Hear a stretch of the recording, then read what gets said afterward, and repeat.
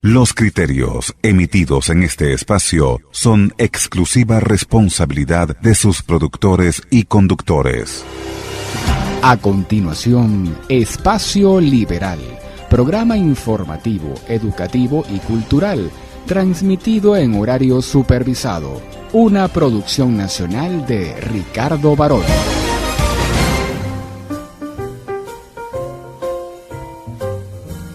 Sintonía 1420 AM presenta Espacio Liberal. Buenas noches a todos los que me escuchan por el dial 1420 AM, así como por sintonía 1420.com.be. Este programa Espacio Liberal llega a ustedes con la doctora Ana Mireya Obregón en la dirección general, Toti López Pocaterra en la coordinación de producción, Luis Guillermo el Mago Martínez en edición y grabación, Moisés López en los controles y en la producción general, quien tiene el inmenso gusto de hablarles, Ricardo Baroni, en este espacio, Espacio Liberal, el único programa que muestra el camino de la prosperidad y la libertad. Bueno, mis estimados oyentes, muy buenas noches. Hoy tenemos, para cerrar el año, a un gran amigo de esta casa, el doctor Antonio Canova, el cual nos va a plantear hoy temas sumamente interesantes y que tienen que ver un poco con mi primer programa, en el cual hablamos de los tres sistemas de organización social que han imperado en el mundo, que es el sistema socialista, comunista, el sistema liberal y un tercer sistema que se pretende intermedio entre estos dos, que es el sistema del estado de bienestar, del estado social. Y entonces, una de las preguntas que hay que hacerse, ya para empezar a entrar en materia, Antonio, porque todos estos sistemas de organización social parten, su diseño, sus principios, sus bases, parten de algo que se llaman las ciencias sociales. Y cuando uno se adentra en las ciencias sociales, es un tema complicadísimo, porque uno ve sobre mismos aspectos, por ejemplo, de la naturaleza humana, opiniones tan distintas de lo que es el ser humano, de cómo evoluciona, cuáles son sus preferencias, sus gustos, sus virtudes, sus vicios. Y te digo esto porque cuando uno entra a analizar, por ejemplo, las ciencias naturales, como la biología, la neurociencia,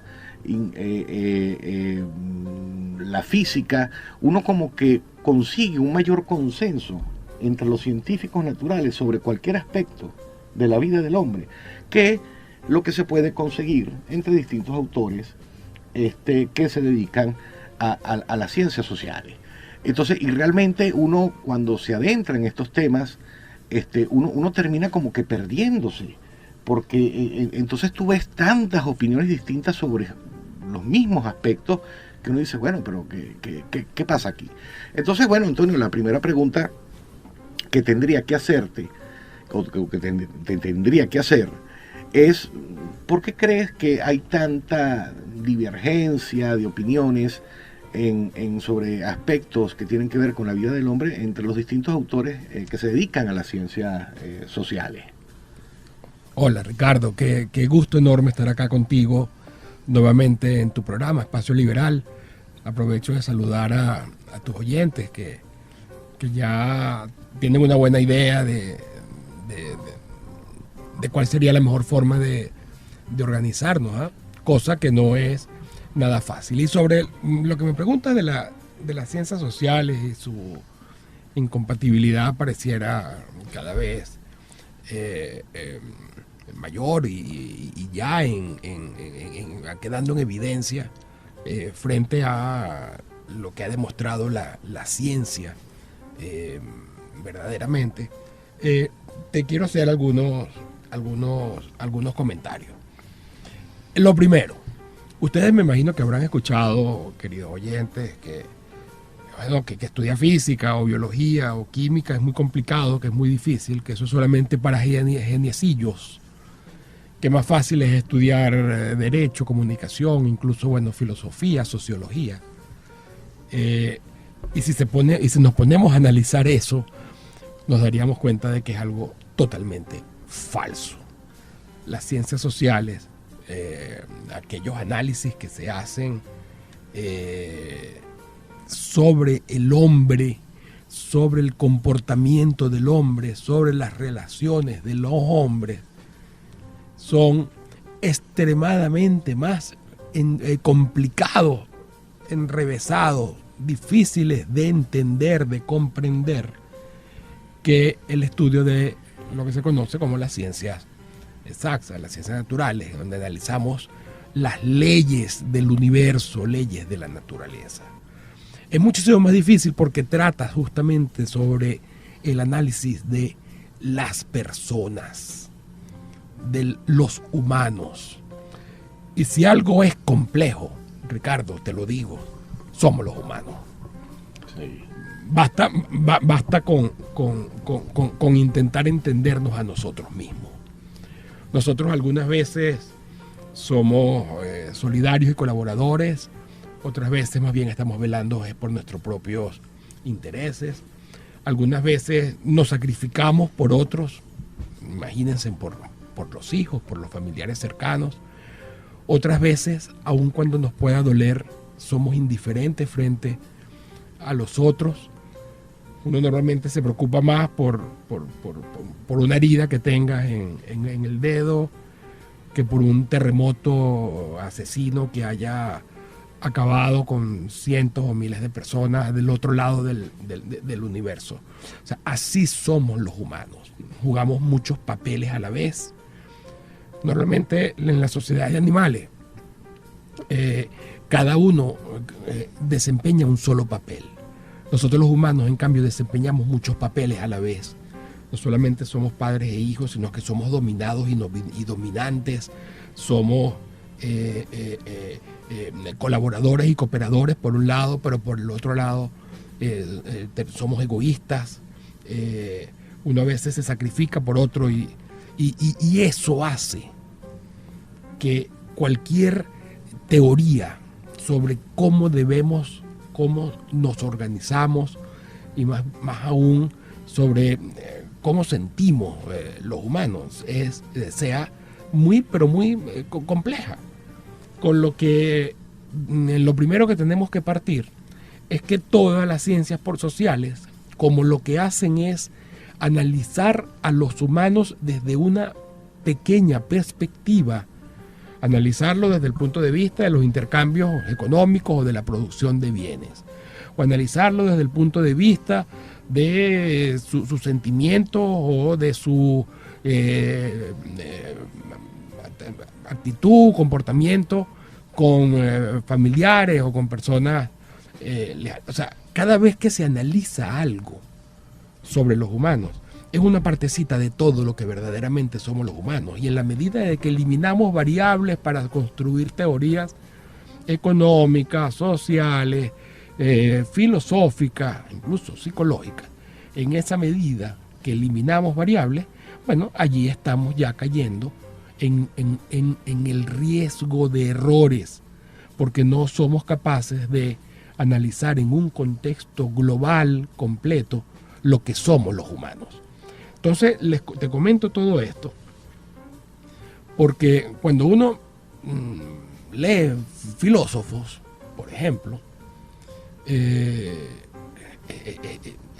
muy difícil entender qué es lo que quiere decir cada uno de estos filósofos, y por eso es que entran en contradicción unos y otros de una manera evidente, franca, porque es que a fin de cuentas lo que están haciendo cada uno de ellos, o los sociólogos, o lo que se analiza en las ciencias políticas, o incluso los economistas, es intentando describir una partecita de lo que es los humanos y una partecita todavía más pequeña de lo que es el gran comportamiento que se da humano, más aún cuando hablamos de una gran sociedad como en las que los 7.500 millones de humanos que tenemos, que hay ahorita en la Tierra, se desenvuelven, se desempeñan, se interrelacionan. Entonces, allí está en buena medida parte del problema.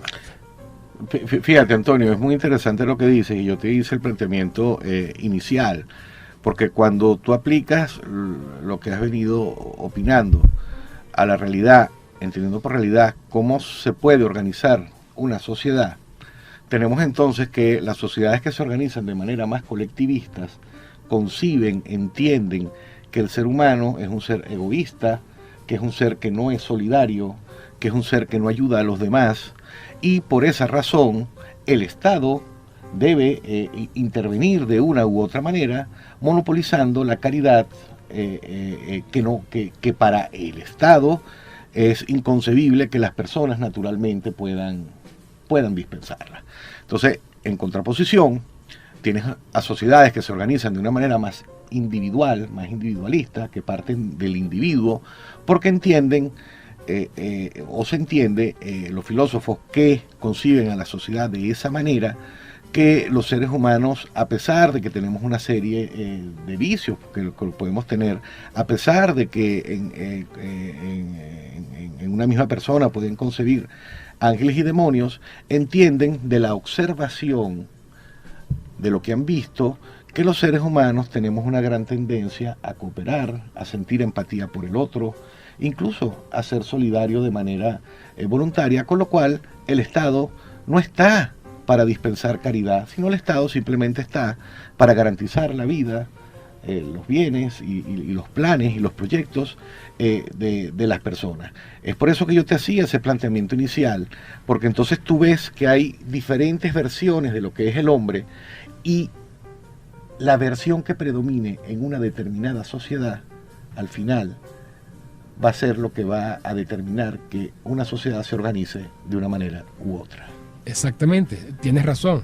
Y entonces, frente a esa gran incógnita, ¿qué es el hombre? ¿Qué es el ser humano? O, en definitiva, ¿cuál es, en qué consiste la naturaleza humana? Tenemos que reparar, tenemos que profundizar, porque de allí es que podríamos sacar una serie de reglas, de principios que expliquen, dentro de lo complejo que es, pero que expliquen de la mejor manera justamente cuál es la forma óptima de organización en una sociedad. Y al analizar sobre la naturaleza humana, bueno, básicamente tendríamos dos opciones. Una es que cada quien cierre sus ojitos, se agarre la mano del corazón y diga: yo y los humanos somos así, así y de esta forma. O que apliquemos el método científico para descubrir cómo somos los humanos. Y la mayoría de los filósofos hasta ahora han utilizado la primera alternativa. De hecho, han utilizado la primera alternativa y lo han hecho de una manera muy mala, porque la mayoría de los filósofos, y es más o menos las tesis que han imperado, piensan que la mejor manera de analizar el hombre es partiendo de la razón, haciendo un esfuerzo además por eliminar todas las emociones y los sentimientos que se entienden estos filósofos, enturbia la razón, que el hombre, su virtud es ser racional y por lo tanto debería suprimir todas esas emociones que lo llevan a actuar de una manera inhumana. Frente a eso, frente a esa visión y de las conclusiones que pueden salir de esa visión, entonces tenemos otra forma, otra alternativa de analizar al humano, que es, bueno, viendo de dónde venimos los humanos, qué somos los humanos, de qué formamos parte los humanos y cómo nos hemos venido organizando los humanos. Allí es que reside en definitiva la manera que va a traer muchísimos mejores resultados y va a dar más frutos de entender en lo posible lo que es la naturaleza humana y de allí ver cuáles son las formas naturales como los humanos van a relacionarse. Yo lo que te propongo es, vamos a conversar un poco sobre esta segunda visión y vamos a dejar a los filósofos que sigan hablando la cantidad de en definitiva, tonterías sobre lo que es los hombres. Te propongo que hablemos un poco de la ciencia para descubrir en qué consiste Dale, la ya naturaleza entramos humana. a eso, pero ya para cerrar el tema de los filósofos, si logro entenderte, entonces tendríamos que básicamente pudiéramos dividir a la filosofía en dos vertientes principales, que serían los filósofos que parten de una concepción del hombre de su propia razón, de su propia mente, que pudiera estar equivocada o no. Y tenemos otra, y un ejemplo maravilloso de eso es Kant, Total. por ejemplo, donde para Kant el que tú te encargues de tus hijos porque los amas no tiene ningún mérito, no sería algo moral, pero sí sería algo moral, según Kant, según su razón, que tú te encargues de tus hijos aunque los detestes. Eso sería para Kant algo Sí, sí. moral. Y tenemos por el otro lado los filósofos que parten de la observación, del empirismo, y aquí estamos hablando de la Ilustración escocesa. Y es por eso que no es casualidad, Antonio, que las ideas liberales partan de esta segunda rama de la filosofía y las ideas colectivistas, comunistas, nazcan de la filosofía constructivista y tal. Pero para continuar hablando de las ciencias naturales, vamos a escuchar primero una canción con la cantante norteamericana Norah Jones, Don't Know Why. Tenemos de invitado al doctor Antonio Canova y veníamos hablando de la complejidad que representan las ciencias sociales, porque prácticamente existe la percepción contraria, que las ciencias sociales son más sencillas y las ciencias naturales son más complejas, y créanme cuando les digo que realmente es al revés. Y igualmente hacíamos unas breves consideraciones sobre las dos principales corrientes de la filosofía, una filosofía racional, constructivista, que dio origen a las ideas o sistemas de organización social colectivistas, socialistas, versus otra rama de la filosofía empirista, que estudia al hombre tal y como es. Y habíamos, antes de ir a la pieza musical, habíamos prometido hablar un poco de las ciencias naturales, ¿no? Y en ese sentido, Antonio, para ya entrar en materia de manera más profunda, ¿de dónde venimos los humanos? ¿Qué somos? ¿Para qué evolucionamos? Mira, Ricardo,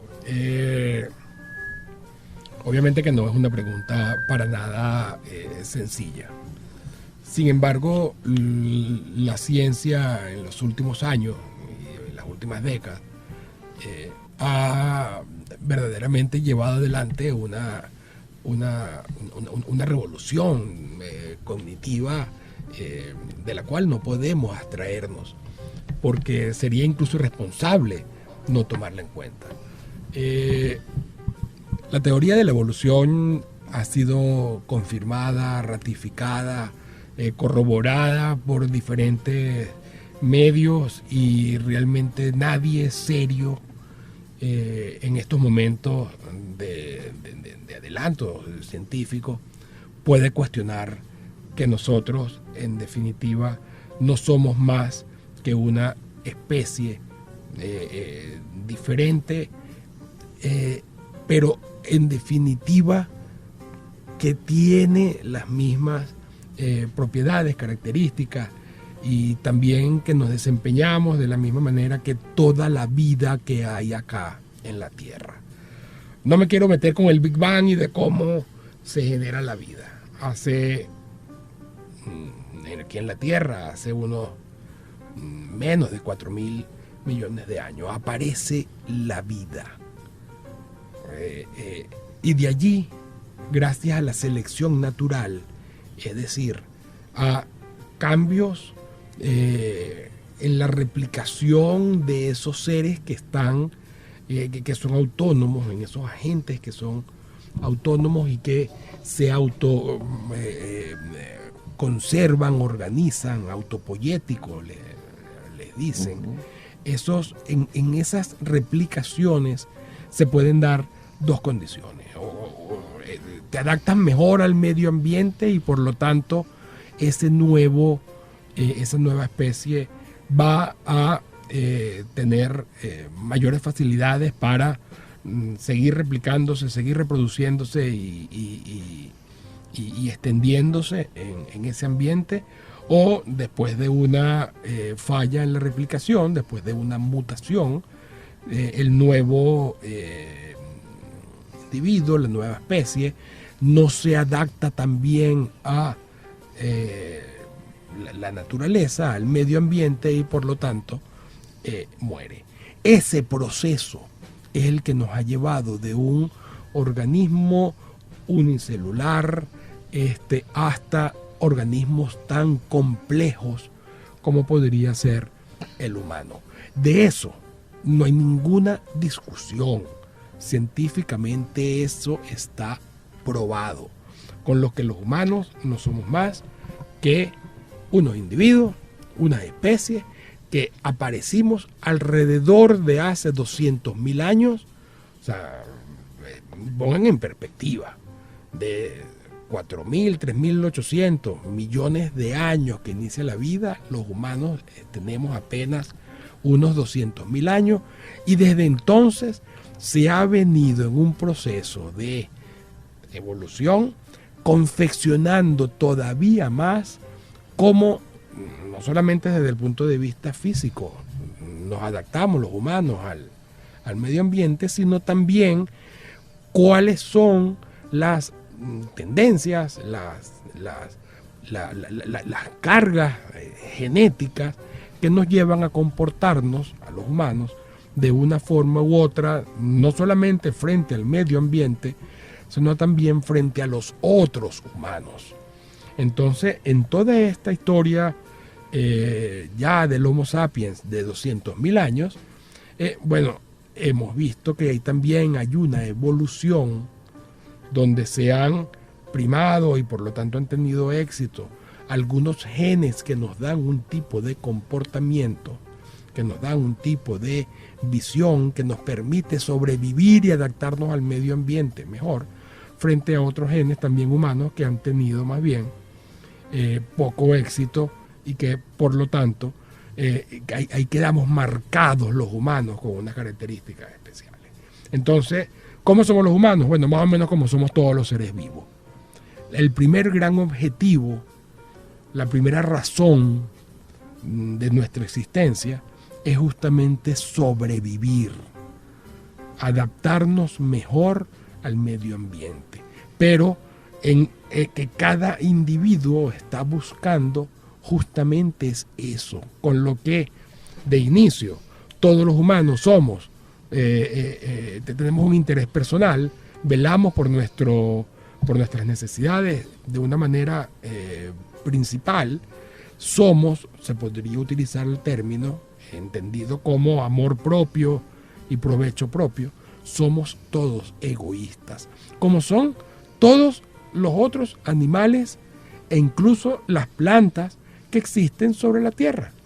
Lo principal es sobrevivir y para eso estamos confeccionados para lograr esa sobrevivencia. Disculpa que te ataje, porque estás diciendo que el hombre comparte algo con todos los animales, incluso pudiéramos decir con las plantas. No, también con las plantas. Que es la de sobrevivir, no morir.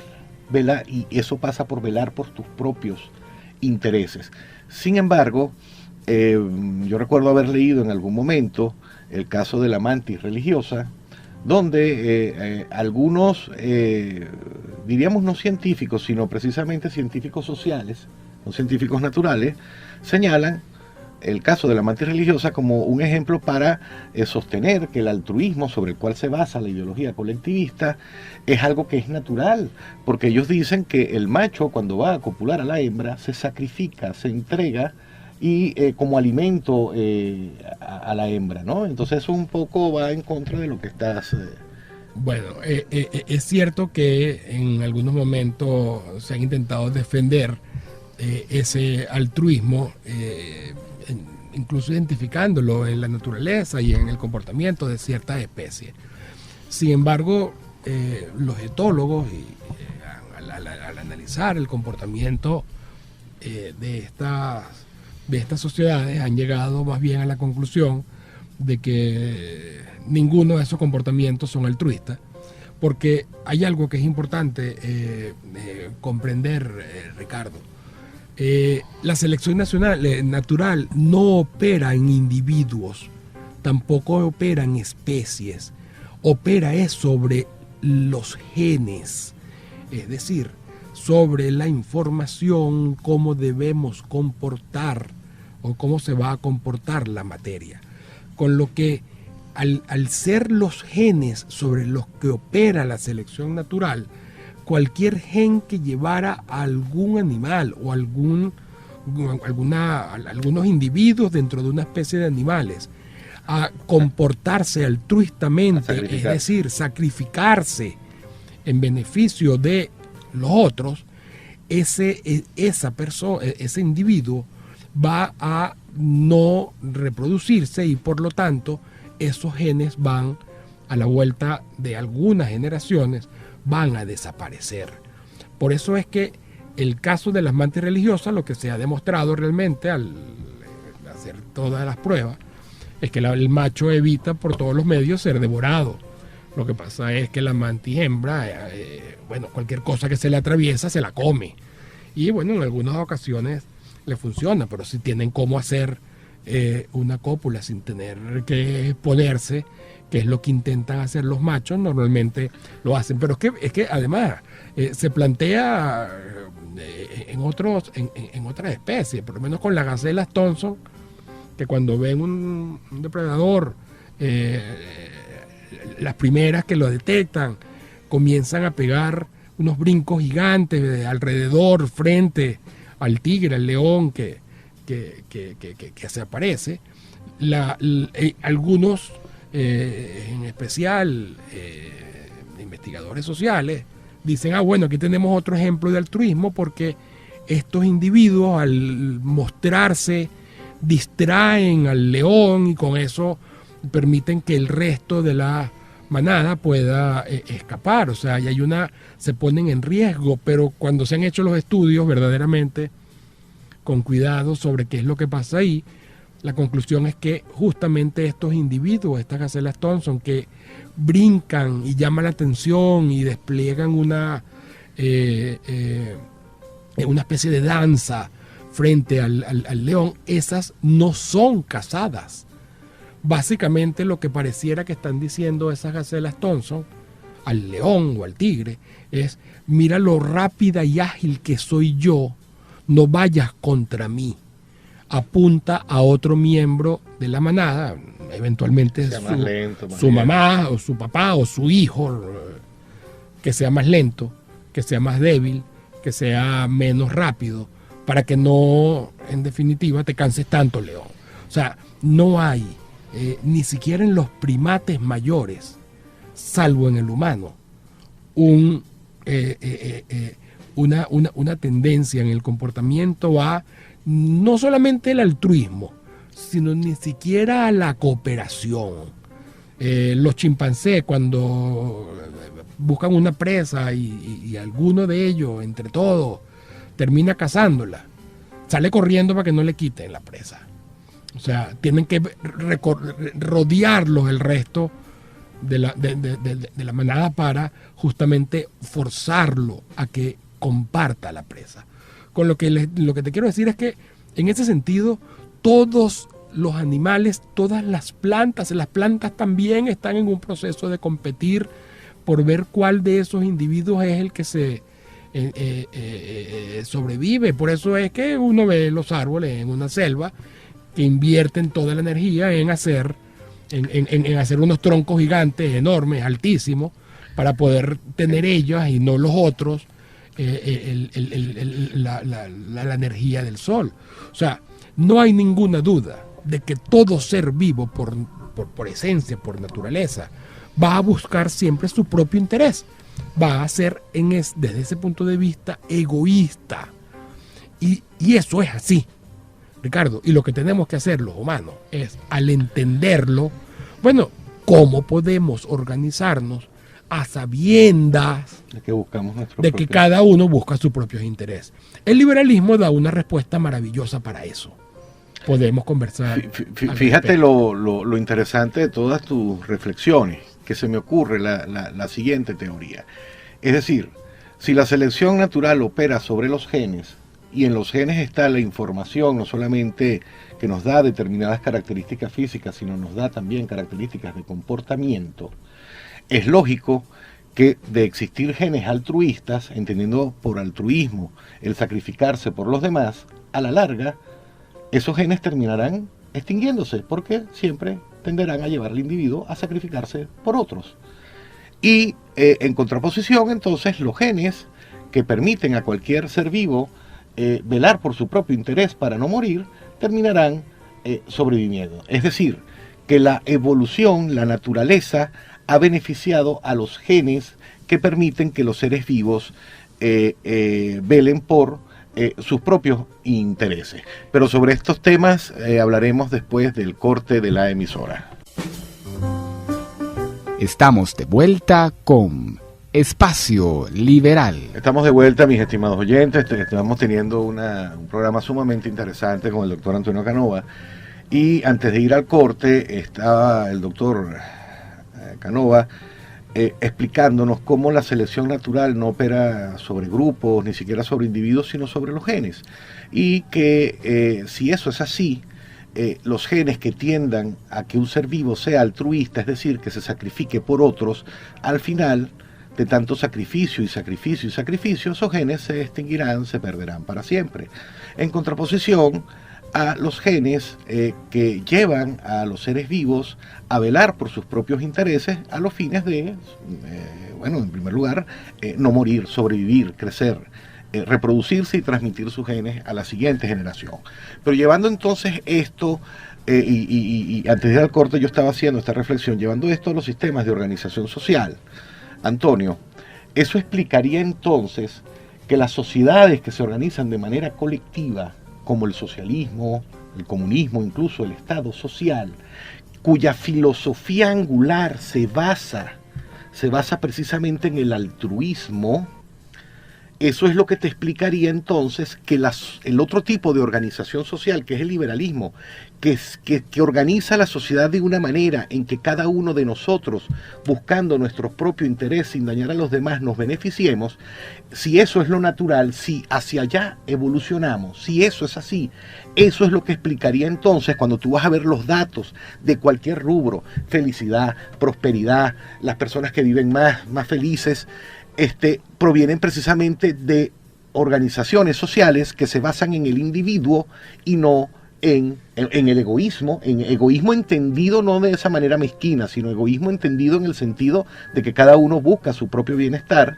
Eso es lo que te explicaría que las sociedades liberales históricamente han sido sociedades mucho más exitosas, donde la gente es más feliz, insisto, vive más, es más próspera, hay menos pobres con respecto a otros tipos de sociedades que se basan en el altruismo, como el caso de la sociedad venezolana, donde hay que recordar que el presidente Chávez, incluso Nicolás Maduro, a cada rato le dicen a los venezolanos que tenemos que sacrificarnos por la patria, por la revolución, y al final, Antonio, lo que ellos están pidiéndonos es que nos sacrifiquemos por ellos.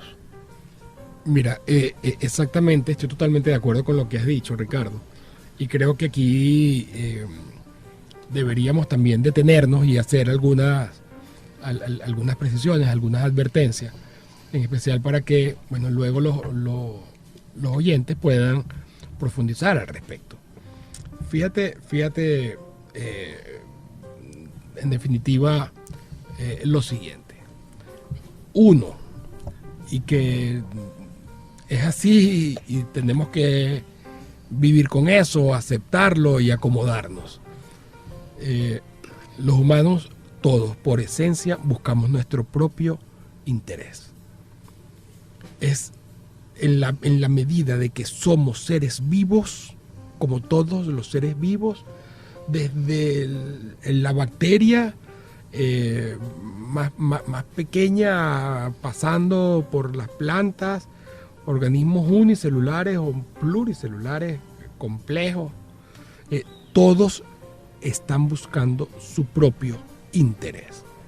De hecho, cuando tú ves al hombre, el hombre está conformado por creo que son 6 billones de individuos que está cada uno buscando su propio interés. O sea, no somos una unidad, somos más parecidos a una colmena de abeja que a una abeja gigante. Nuestras células en el cuerpo están justamente también en ese mismo proceso de no solamente sobrevivir, sino sacar mayor ventaja y beneficio incluso frente a los demás. Es lo que pasa incluso con las neuronas en nuestro cerebro. Esa es la primera regla. Todos somos, desde ese punto de vista, egoístas. Siendo así, tenemos que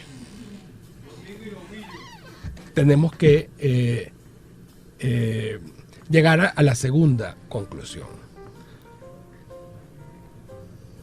Debemos darle a alguien el poder para que organice a la sociedad según su criterio, según lo que mande su razón, según lo que en definitiva esa persona considere que es la mejor forma como debemos organizarnos todos. Es decir, ¿tiene sentido, ya que todos somos egoístas, que alguna persona, algún humano se le conceda fuerza para imponer el comportamiento que deben tener cada persona? Y yo creo que frente a eso, la respuesta obvia es ¿persona o es un ángel al que le vamos a dar ese poder? Porque si es un ser vivo y es una persona y tiene fines individuales, ¿cómo evitamos que esa persona, si es humano y no ángel, no vaya a establecer una forma de organización por la fuerza a los demás, coactivamente a los demás, que lo que hace es beneficiarlo a él o a los suyos y no a todos? Claro, Antonio, yo entiendo lo que estás queriendo decir, es que si todos los seres vivos, incluyendo los humanos, y yo creo que la evidencia científica es abrumadora, o sea, eso es algo que no debería ni discutirse. No se puede discutir, es así. O sea, porque no es un argumento, no es un alegato, es un hecho. Es como la ley de la gravedad. Todos evolucionamos para perseguir nuestros propios intereses. Si eso es así, entonces confiar en un ser o en un grupo de personas que se dicen privilegiados, que se dicen estar más elevados intelectualmente que el resto, para organizar una sociedad, lógico entonces sería pensar que estas personas también, estos políticos, porque las personas también buscando sus propios intereses, diseñarán un sistema de organización social que lógicamente tenderá a beneficiarlos a ellos en primer lugar, en sacrificio del resto, y eso es lo que uno ve en Venezuela. Eso es lo que uno ve en todas aquellas partes donde alguien se ha atribuido ese poder. Y entonces allí viene algo importantísimo para que lo conversemos ahora en un momento.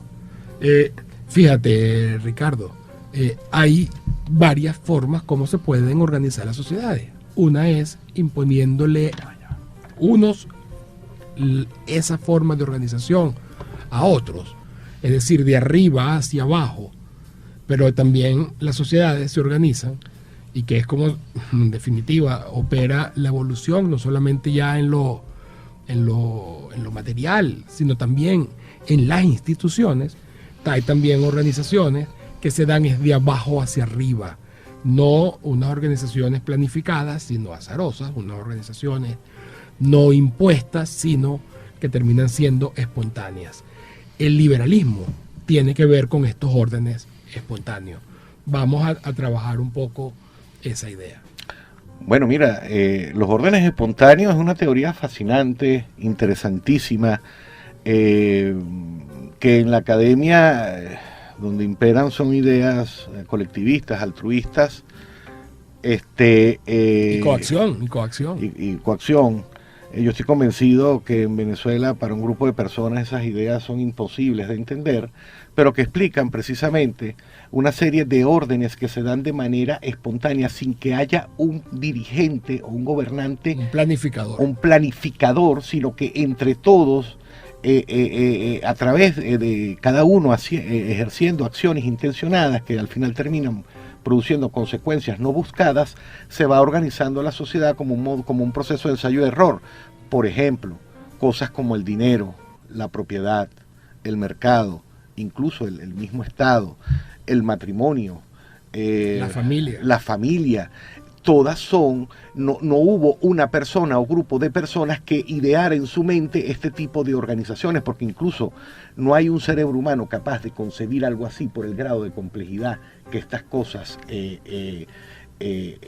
y si al final tú ves, Antonio, que han perdurado en el tiempo por miles de años, entonces significa que son, y al basarse estas instituciones, claro, explicar esto sería un poco más largo, pero al basarse estas instituciones, básicamente que cada persona buscando su propio interés a través de estas figuras es la mejor manera de hacerlo, entonces eso es lo que te explicaría, insisto, en la idea del por qué las ideas liberales son las que históricamente han demostrado ser las más eficientes para organizar una sociedad. Pero sobre tu respuesta vamos a oír una muy buena canción del grupo youtuber Pomplamoose.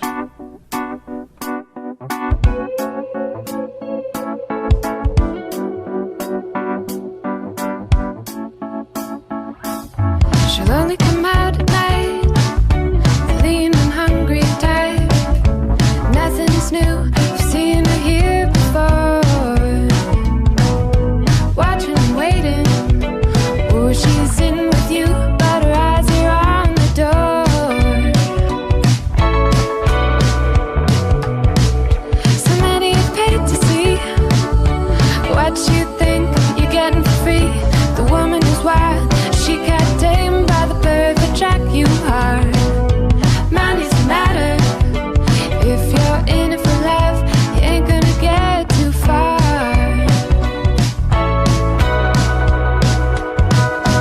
Oh, here she comes. Watch out, boy, she'll chew you up. Oh, here she comes. She's a man-eater. Oh, here she comes. Watch out, boy, she'll chew you up.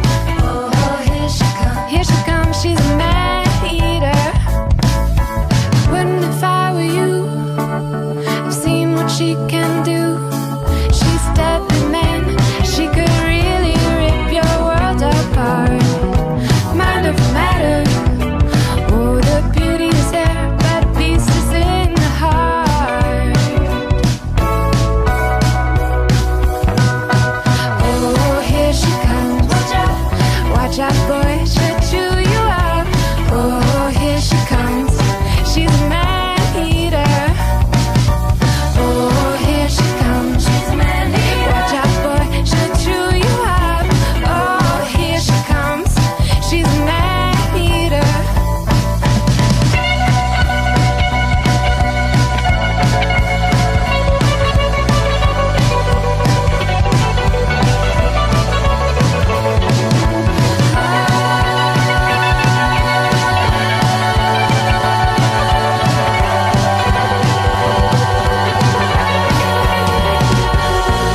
Oh, here she comes.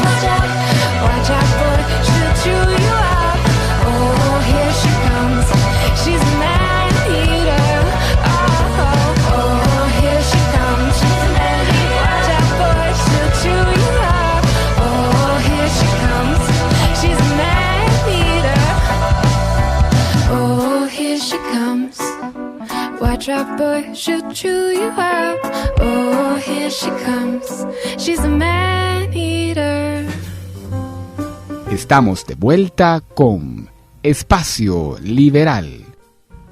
Estamos de vuelta, mis estimados oyentes. Veníamos hablando con el doctor Antonio Canova y él nos advertía sobre lo peligrosísimo que es confiar en un individuo o grupo de individuos para que, según su manera de entender al ser humano y al mundo, organice una sociedad, porque la forma más estable, más segura para poder, valga la redundancia, organizar una sociedad es a través de algo que tocó el doctor Canova, que son los órdenes espontáneos, ¿no?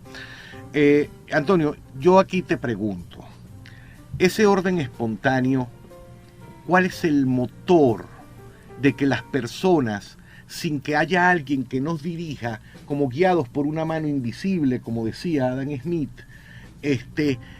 nos pongamos de acuerdo en tantas y variadas situaciones para desarrollarnos como personas. ¿Qué es lo que motiva? ¿Cuál es el motor? ¿Qué hace que ese orden espontáneo, que es ausencia de planificador, funcione? Mira, tú decías algo, Ricardo, que todos tenemos que tener en cuenta. Lo complejo que es esto no cabe en la mente, en la cabeza, en la comprensión de nadie. De hecho, por eso es que cuando uno estudia, por ejemplo, la economía, uno se da cuenta que diferentes autores van intentando explicar lo que se observa del comportamiento de esas sociedades y luego trazar algún tipo de teoría de una forma general. Ya sabemos que es sesgada porque no tiene toda la información de lo que son los humanos, que vienen luego a ser corregidas por otros estudiosos en el futuro. Eso se ve también en la sociología, se ve también, bueno, en el análisis del comportamiento de las sociedades. Ahora, ¿cuál es la mejor forma de organizarse? Bueno, es permitiendo que cada quien actúe libremente, porque nadie tiene la información como uno mismo de qué es lo más beneficioso para o sea que nosotros siempre vamos a tratar de obrar de la manera que más nos beneficie. Y allí los humanos somos la única especie que nos hemos percatado realmente que en la medida de que hemos evolucionado hacia allá, eso, y al ser beneficioso, opera la selección natural y por lo tanto se extiende. Somos la única especie cooperativa a un nivel tal que ni siquiera los insectos eusociales, como puede ser una abeja, una termita o una hormiga, pueden hacer. Somos especialmente cooperativos, pero es un cooperativo, o sea, somos cooperativos, cooperamos siempre desde un punto de vista, o generalmente desde un punto de vista en búsqueda de reciprocidad. O sea, nos sale mejor colaborar y cooperar con los otros para lograr nuestros propios fines que, en cambio, perseguir nuestros fines a costa de los otros. Porque cuando se dan esa característica, es decir, egoísmo, actuamos de una manera cooperativa, buscando nuestros propios fines, tenemos una manera de organizarnos que termina siendo estable. Es lo que etólogos se refieren a estrategias evolutivamente estables. Bueno, en la medida de que eso sea, de que se den esos órdenes por ensayo y error, se van perfeccionando y persisten. Ahí tenemos entonces órdenes espontáneos que son estables y que terminan siendo, aunque no lo entendamos del todo, la forma de organización mucho más beneficiosa. Tú comentabas la moneda, tú comentabas la economía, el mercado, tú comentabas también, mire, el lenguaje. El lenguaje también es fruto de este proceso espontáneo. La escritura, la familia, y esos son los órdenes que nosotros deberíamos lograr. ¿Y qué es lo que está atrás de todo eso? Es que cada una de las personas se comporte buscando su propio beneficio. A veces se equivocará, a veces acertará, pero bueno, justamente de ensayo y error todos aprendemos que cada quien buscando su propio beneficio, coopera con los demás y en esa cooperación todos salimos beneficiados. Esa es la forma como nos organizamos los humanos. Y si lo ves así, bueno, el liberalismo trata sobre eso, Ricardo, porque el liberalismo lo que impide es que alguien pueda utilizar violencia sobre los demás, que el acuerdo entre las personas sea siempre voluntario, que haya justamente esa autonomía para decidir cómo llevar adelante el proyecto de vida y que para eso llegues a acuerdos voluntarios, a contratos con el resto de las personas. No hay coacción, nadie impone cómo debes comportarte, sino que se hacen esas relaciones de manera voluntaria. Las sociedades que se organizan así han terminado funcionando siempre muchísimo mejor desde el punto de vista de eso que podemos llamar progreso que cualquier otra donde hay la imposición coactiva de unos sobre otros. Ok, Antonio, fíjate que es muy interesante lo que has venido diciendo sobre los órdenes espontáneos, sobre la complejidad, cómo son procesos de ensayo y error, donde muchas personas de muchas generaciones contribuyen al diseño y a la organización de estas instituciones, y que son procesos de ensayo, pero viene el error, y de repente hay un éxito, una mejora que nos ayuda a adaptarnos mejor, y se queda. Y fíjate qué maravilloso es ese proceso, porque cuando tú, si lo ves del otro lado, organizas una sociedad de manera constructivista, racional, de lo que a uno o a unos les parece que debe funcionar la sociedad, cómo debe organizarse, solamente imagínate si ese grupo de personas que se dicen privilegiados están equivocadas. ¡Wow! Mueren millones de personas de hambre y frío, y la historia está llena de ejemplos como ese, la Unión Soviética, la Camboya de Pol Pot, China, donde Mao se echó a 60 millones de chinos que murieron de hambre y frío. Corea del Norte, que muy poca gente sabe que a finales de los 90, comenzando el segundo milenio, hubo una hambruna donde murieron 1 millón y pico de personas de hambre. Y basta con ver lo que está sucediendo para Venezuela.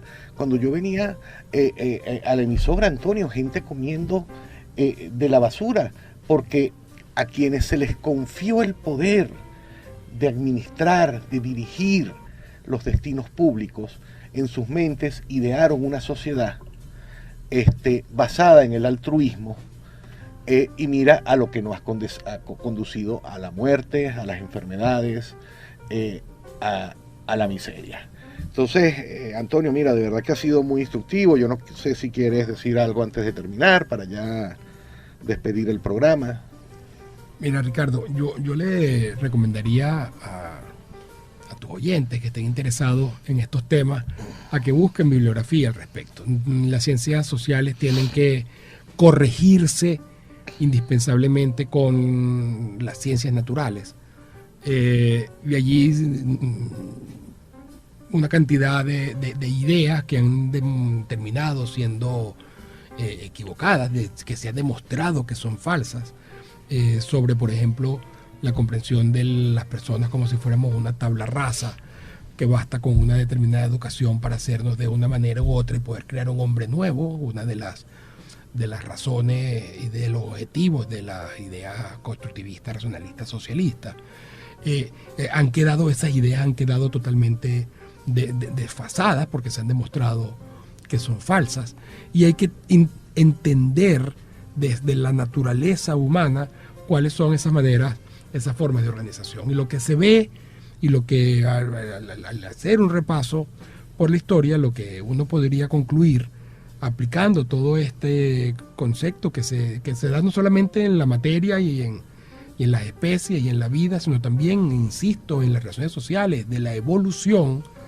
Bueno, hemos visto cómo, si bien estamos ahorita imbuidos en este momento de estatismo exacerbado, esto no tiene más de 80, 90 años, y cada vez va cediendo, porque los errores de esta planificación central, de este dirigismo, los errores de estas sociedades organizadas, racional y coactivamente, han sido tales que no solamente han generado estos genocidios de los que tú estabas comentando, sino que las personas no se esfuerzan igual, no son felices, no se relacionan, no viven en paz, cuando justamente se rompen esas organizaciones, esos órdenes espontáneos.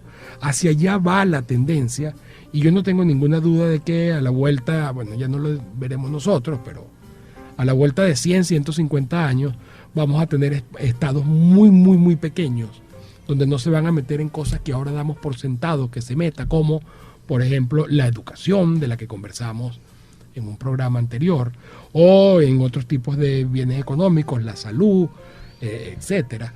Un estado cada vez más chiquito, hacia allá vamos, un estado que se limite a utilizar la violencia contra los violentos, es decir, una violencia reactiva, y un Estado donde permita que las personas lleven adelante su vida y su proyecto de vida como crean que mejor le parezca, y además que las relaciones entre las personas se lleven adelante es en un acuerdo, en contratos libres, voluntarios, y no impuestos por alguna autoridad central.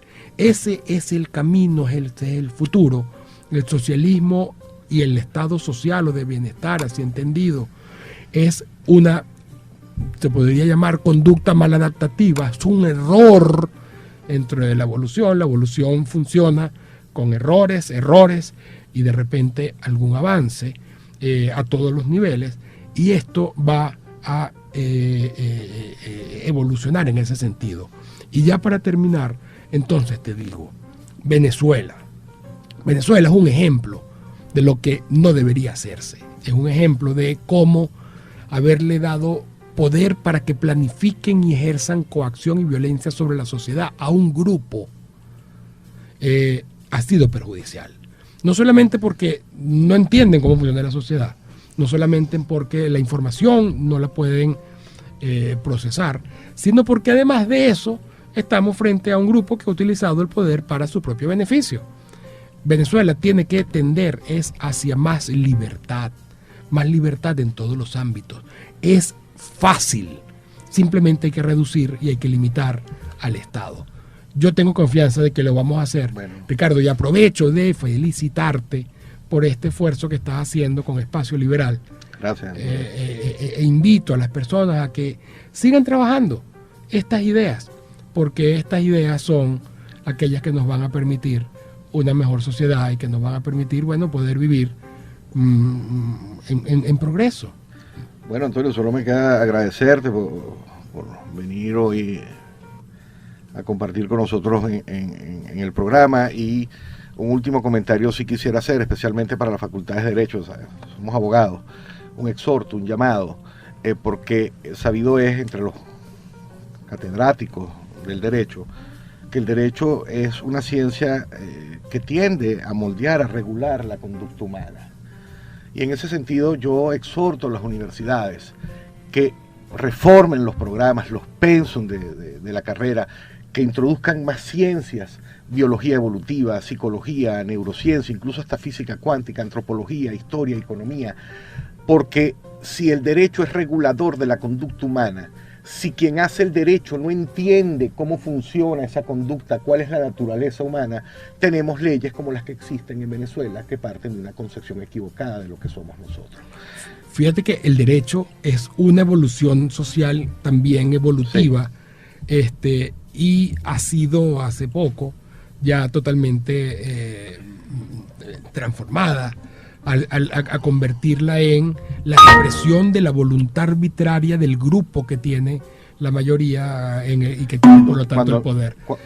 Cuando el derecho se convierta otra vez en ese derecho tradición, en ese derecho de gentes, en ese derecho que lo que hace es seguir el comportamiento usual de las personas en sus tratos libres con otros, cuando volvamos a ese tipo de derecho, habremos acabado ya con el Estado, habremos acabado con todo eso, y que derecho administrativo y cosas por el estilo, que son parte o gran parte del problema que hemos sufrido, Antonio, y que nos ha llevado hasta acá. Lamentablemente se nos acabó el tiempo, y bueno, y dicho todo esto, solo me queda darle las buenas noches a todos los que me escuchan por el dial 1420 AM, así como por sintonía 1420.com.be. Y bueno, miren, este programa Espacio Liberal llegó a ustedes con la doctora Ana Mireya Obregón en la dirección general, Toti López Pocaterra en la coordinación de producción, Luis Guillermo el Mago Martínez en edición y grabación, Moisés López en los controles, y en la producción general quien tuvo el inmenso gusto de hablarles, Ricardo Baroni, en este espacio Liberal, el único programa en Venezuela que muestra el camino de la prosperidad y la libertad. Y solo me queda desearle a todos los venezolanos, si eso es posible, un feliz año. Sintonía 1420 AM presentó Espacio Liberal.